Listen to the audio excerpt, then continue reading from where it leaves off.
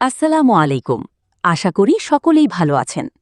আপনারা আজকের এই ভিডিওর মাধ্যমে জানতে পারবেন মধ্যপ্রাচ্যের দেশ ওমানে মর্মান্তিক এক ঘটনায় ৪ আপন বাংলাদেশি প্রবাসী ভাইয়ের মৃত্যু হয়েছে।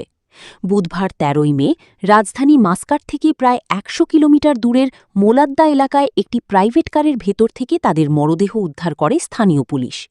এই হৃদয় বিদারক ঘটনায় প্রবাসী বাংলাদেশিদের পাশাপাশি দেশজুড়েও নেমে এসেছে শোকের ছায়া।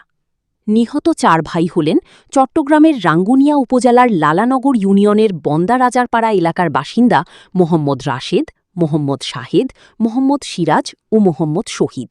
তারা সবাই আব্দুল মজিদের ছেলে এবং দীর্ঘদিন ধরে ওমানে কাজ করতেন।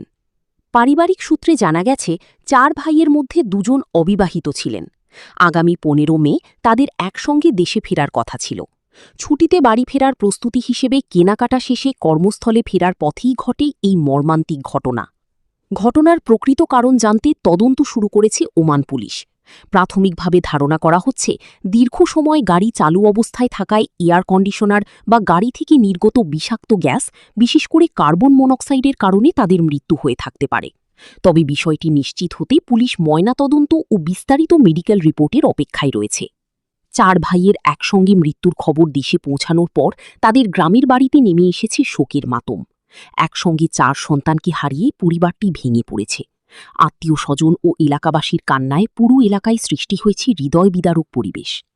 দেশে ফেরার আনন্দের অপেক্ষা থাকলেও সেই ঘরে এখন শুধুই শোক আর কান্না।